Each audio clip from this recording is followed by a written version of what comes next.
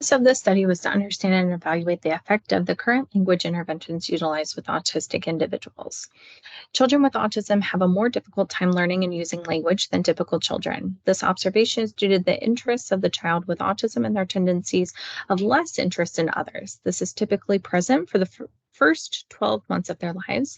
This notion is particularly important to note because the children with autism are not as interested in socializing, but rather focusing on their surroundings. Due to this tendency to focus on their surroundings and not on communicating with others, children with autism do not get as many chances to use and develop their language skills. Behaviors are used to receive or gain something, and when this happens, the behavior continues. Many behaviors related to this disorder and difficulty with communication are frustrating not only for the individual, but also for the people around them, as well as their caretakers. Recent research also suggests there is a connection between lower verbal skills and challenging behaviors.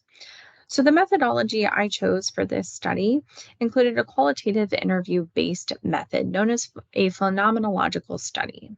The reasoning behind the choice of a phenomenological approach was to focus on the specific phenomenon and associate how they are perceived by the behavioral aids. This is important as these are the ones using the language aids and interacting with the students on a one-to-one ratio. Their understanding and perspective on the phenomenon was important to understand and could not be fully evaluated using a quantitative approach in the same way. The specific structure of my methodology included a semi-structured interview to allow participants time to fully address, describe, and expand on the questions. This research study included 5 participants. Their participants included educators that have worked within school districts and specifically have worked with autistic students and met the criteria listed for this research study. As a bonus, 2 were foster parents to children with autism, providing additional insight across settings. So, my results from the interviews, data collections, and the constant comparative method, 13 themes were identified, which we will now further discuss. All 5 participants highlighted their use of language interventions within their work with autistic students, and these can be seen in the chart under results. Theme 2 discussed limitations of language interventions. Again, all 5 of the participants highlighted the benefits and limitations of language devices, including that language interventions are not a fix-all problem, do not always feel natural to the individual, and often include a trial and error approach to finding the right device due to the multitude of confounding variables. Theme 3 discussed individualization. Each participant noted different ways of using the intervention. However, they all highlighted their use of the language interventions as being tailored to the individual. Theme 4 discussed reinforcement, as it is a skill often used in the classroom. It has been shown to have benefits when used with implementing new skills, teaching replacement behaviors, increasing appropriate behaviors, and increasing on-task behaviors. All of the participants spoke to function of reinforcement and how they utilize this concept within their work with autistic community. Theme 5 discussed the desire to communicate, while Theme 6 also discussed autistic communication and the individual traits autistic individuals utilize within their communication. Theme 7 discussed relationships with students and how the participants all expressed that a sound teacher relationship is a strength when it comes to language intervention implementation. Theme 8 discussed family involvement. Participants endorsed both positive and negative effects related to sound family relationships, including how families understand their child so well they may not need to utilize the language intervention. However, they can also be a motivating factor with working on the interventions across settings.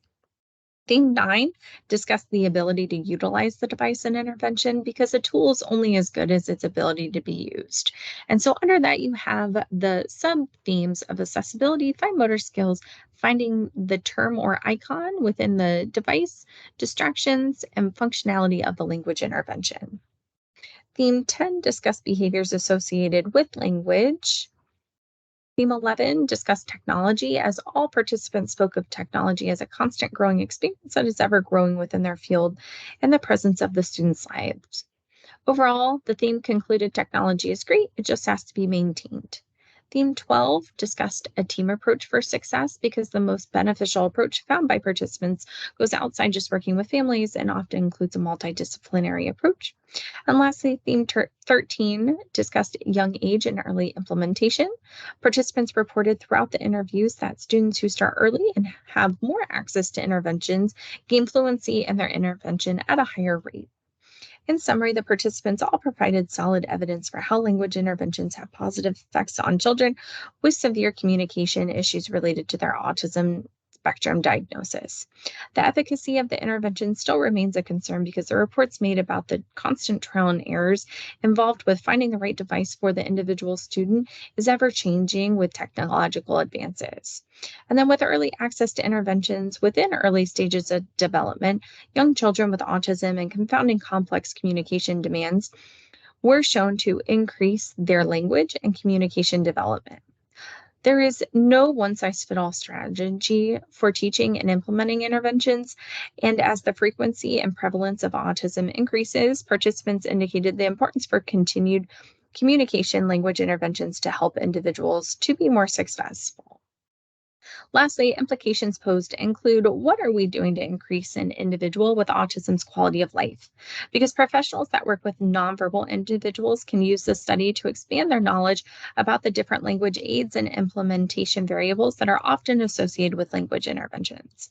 This research can also enhance the resources provided to individuals regarding personal experiences related to efficacy, limitations, implementation, and financial resources.